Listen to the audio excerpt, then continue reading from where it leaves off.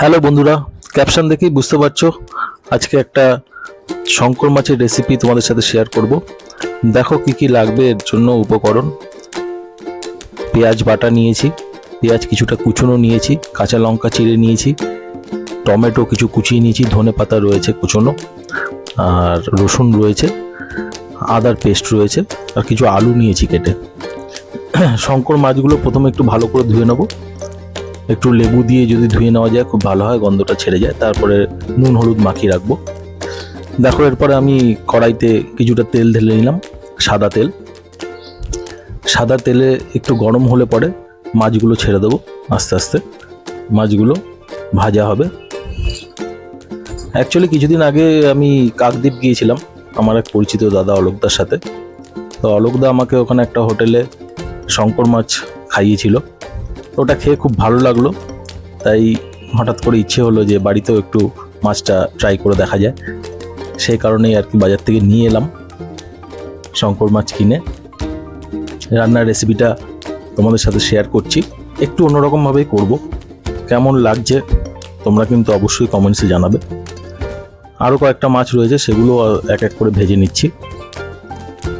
নুন হলুদ দিয়ে কিন্তু বেশ কিছুক্ষণ মাখিয়ে রাখার পর তারপরেই কিন্তু মাছগুলো ভেজেছি।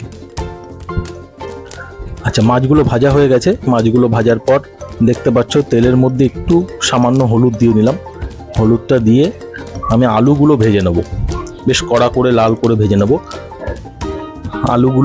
আলুর মধ্যে কোনো নুন হলুদ তো মাখিয়ে রাখিনি, তাই তেলের মধ্যে একটু হলুদ দিয়ে দিলাম যাতে আলুগুলো খুব সুন্দর একটা কালার আসে।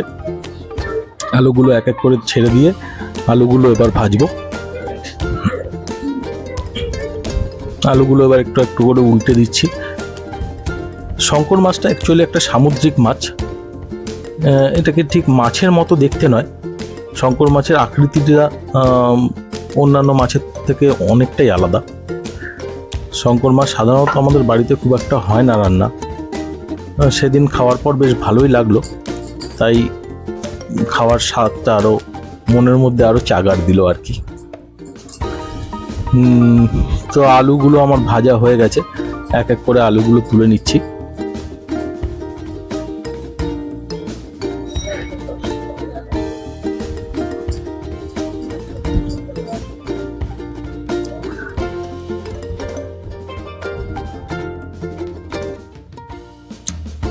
আচ্ছা, আলুগুলো তুলে নেওয়ার পর ওই ভাজা তেলের মধ্যেই সর্ষের তেল কিছুটা দিয়ে দিলাম। সর্ষের তেলে রান্নাটা খুব ভালো হয়। এরপরে ফোড়ন দিচ্ছি। ফোড়নে তোমার প্রথমে গোটা জিরে দিয়েছি, তেজপাতা দিয়েছি, গোটা গরম মশলা দিয়েছি, আর সাথে তোমার শুকনো লঙ্কা দিয়েছি। এগুলো ফোড়ন দিয়ে একটু হালকা করে ভেজে ভেজে নেব। দেখতে পাচ্ছ প্রত্যেকটা ফোড়ন হালকা ভাজা হয়ে গেছে। হালকা ভাজার পর এরপরে রসুন কুচনো যেগুলো ছিল সেগুলো তেলের মধ্যে ছেড়ে দিলাম।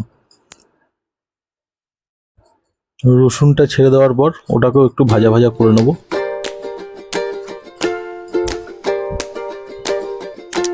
অল্প কিছু পেঁয়াজ কুচিয়ে রেখেছিলাম, সেটাও কিন্তু দিয়ে দিলাম। পেঁয়াজের একটা পেস্টও করা রয়েছে, পেস্টটা এখন দিচ্ছি না। ওটা অ্যাকচুয়ালি পেস্ট নয়, পেঁয়াজটাকে ঘষে নিয়েছিলাম। রসুন আর কুচনো পেঁয়াজটা হালকা একটু ভেজে নিলাম। একটু কালারটা চেঞ্জ হলে পরে তারপরে অন্যান্য জিনিসগুলো দেব তেলের মধ্যে। এবার দেখো ওই মানে কুচনো যে পেঁয়াজগুলো রয়েছে সেই পেঁয়াজগুলোকেও আস্তে আস্তে দিয়ে দিচ্ছি কড়াইতে। একদম লো বা মিডিয়াম ফ্লেমে আস্তে আস্তে ভাজতে হবে। প্রত্যেকটা মশলা, প্রত্যেকটা উপকরণ খুব সুন্দর করে ভাজা হলে পরে তবেই খাবারের টেস্টটা বাড়বে। এবার কিছুটা জিরে গুঁড়ো দিয়ে দিলাম, কিছুটা ধনে গুঁড়ো দিয়ে দিলাম, অল্প একটু হলুদ গুঁড়ো দিয়েছি। এগুলো দিয়ে আবারও আস্তে আস্তে আস্তে আস্তে নাড়াচাড়া করবো। অনেকে মশলাগুলো জলের মধ্যে মিশিয়ে দেয়, আমি কিন্তু সেটা করিনি। প্রত্যেকটা মশলাই আমি ভেজে নিয়েছি, হালকা হালকা ভাজা হয়েছে। এবার দেখো মিট মশলা দিয়ে দিলাম, কিছুটা মিট মশলা দিয়ে এটাও ভাজো। এখনো পর্যন্ত কিন্তু আমি কোনো জল ব্যবহার করিনি। তোমরা দেখতে পাচ্ছ প্রত্যেকটা মশলা ভাজা হচ্ছে। কাশ্মীরি মির্চি এটাও অল্প করে দিয়ে দিলাম, এটাও আস্তে আস্তে ভাজা হবে। সামান্য একটু কাশ্মীরি মির্চি দিলে পরে রান্নার রংটা খুব ভালো আসে।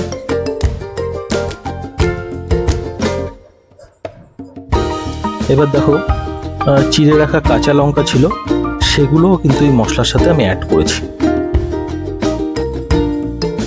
প্রত্যেকটা আইটেমই একদম লো ফ্লেমে হালকা হালকা করে ভেজে নিচ্ছি, প্রত্যেকটা আইটেমই ভেজে নিচ্ছি। এখনো পর্যন্ত কিন্তু জল আমি ব্যবহার করিনি। এরপরে দিয়ে দিলাম টমেটো। টমেটোর মধ্যে কিছুটা জল আছে, এই জলটা ছাড়লে পরে এই জলটা কিন্তু মশলার সাথে মিশে যাবে। জল কিন্তু আমি আলাদা করে এখন ইউজ করিনি। টমেটোর ওপরে কিছুটা নুন ছড়িয়ে দিলাম। নুনটা ছড়িয়ে দেওয়াতে টমেটোটা কিন্তু তাড়াতাড়ি গলে যাবে এবং এর থেকে জল ছাড়বে। এবার আমি লঙ্কার গুঁড়ো দিচ্ছি, লাল লঙ্কার গুঁড়ো হালকা সামান্য পরিমাণেই দিচ্ছি, দিয়ে সেটাকেও আস্তে আস্তে ভেজে নিলাম।